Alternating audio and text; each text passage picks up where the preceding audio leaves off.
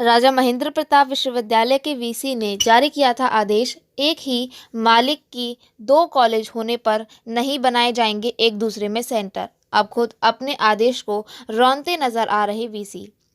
नियम कानून ताक पर रखकर राजा महेंद्र प्रताप विश्वविद्यालय ने बना दिए परीक्षा सेंटर। जहां पहले भीमराव अंबेडकर विश्वविद्यालय आगरा के प्रशासन पर लापरवाही के आरोप लगते थे, तरह तरह की चर्चाएं होती थी। साथ ही परीक्षा केंद्र बनाने के नाम पर नियम कानून की धज्जियां उड़ाने की चर्चाएं की जाती थी। लेकिन अब वही काम राजा महेंद्र प्रताप विश्वविद्यालय में होता हुआ नजर आ रहा है।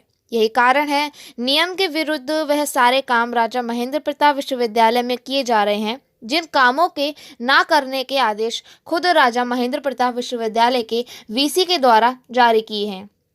उन आदेश में साफ साफ लिखा है, जिन परीक्षा केंद्रों पर 250 छात्रों की उपस्थिति होगी उन्हीं कॉलेजों को परीक्षा केंद्र बनाया जाएगा। वहीं राजा महेंद्र प्रताप विश्वविद्यालय के द्वारा कुछ कॉलेजों में 3000 से ज़्यादा छात्रों का परीक्षा केंद्र बनाया गया है, जबकि आसपास के अन्य महाविद्यालय खाली पड़े हुए हैं। इसके पीछे की वजह है कुछ लोगों के द्वारा सेटिंग एटिंग का खेल बताया गया है। एक ही आदेश अलीगढ़ राजा महेंद्र प्रताप विश्वविद्यालय की वीसी के द्वारा जारी किया गया है।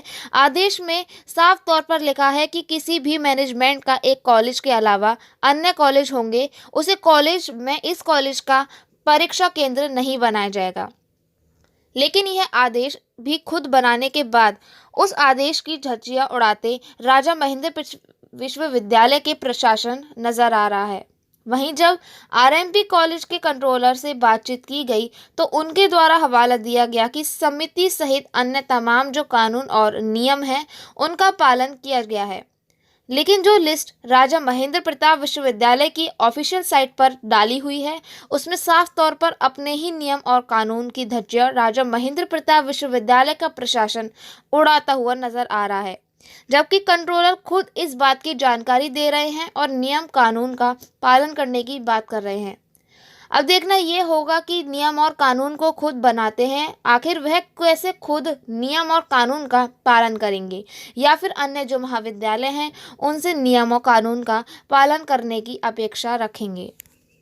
पितासी है ना अलीगढ़ हमारे, क्योंकि अलीगढ़ जनपद में 85 सेंटर हैं टोटल मिला करके, क्योंकि विषम सेमेस्टर की परीक्षाएं हमारी कल से 4 दिसंबर से प्रारंभ है और टोटल हमने अलीगढ़, हाथरस और कासगंज, एटा मिला करके हमारे 204 सेंटर बने हुए हैं और इसमें पूर्ण रूप से पूरी पारदर्शिता अपनाई गई है। सर्वप्रथम हमने जो केंद्र बनाने के नियम में जो शासनादेश है उनका पालन किया गया। शासनादेश के पालन के अगर पारदर्शी चीज कर सकते थे वो की। माननीय कुलपति महोदय द्वारा जो 4 जनपद हैं उनके सीनियर प्रोफेसर्स, एडिट कॉलेज के सीनियर प्रोफेसर्स और परीक्षा नियंत्रक की उसमें एक कमेटी बनाई गई समन्वय के रूप में। उस कमेटी ने निर्णय लिया कि जो भी हमारे मानक थे परीक्षा समिति से 250 का ऐसे महाविद्यालय जिसमें छात्र छात्राओं की संख्या 250 है और महिलाओं की संख्या महिला कॉलेज में 100 है, उसके ऊपर के जितने भी कॉलेज सारे को मानक मानते हो सबको सेंटर बनाया जाए। उनसे गूगल फॉर्म की सूचना ली गई। और एक हमने हार्ड कॉपी में सूचना ली गई कि मैनेजमेंट की क्या स्थिति है, टीचर अप्रूवल की स्थिति है, कितना एरिया है, कितने कमरे हैं। फिर उसको संबंधित जनपद के 3 टीचर्स जिसमें एडिट कॉलेज के और राजकीय कॉलेज के टीचर्स थे उनसे एक सत्यापन करवाया गया। उन्होंने भी प्रमाणित किया कि उस महाविद्यालय के पास पर्याप्त व्यवस्थाएं, सुव्यवस्थित व्यवस्थाएं हैं, उसको मानक के अंतर्गत आते हैं। उस सारी रिपोर्ट को फिर जो माननीय कुलपति जी द्वारा समिति गठित की गई थी उस समिति के समक्ष रखा गया। उनको आधार मानते हुए एक सेंटर लिस्ट बनाई गई और ये ध्यान रखा गया किसी के साथ अन्याय ना हो। माननीय कुलपति जी ने स्वयं इस कमेटी की बैठक ली। 27 तारीख को हमने समस्त जो केंद्र बनाए गए थे हमारे परीक्षा केंद्र उसकी अंतिम सूची जारी कर दी गई थी।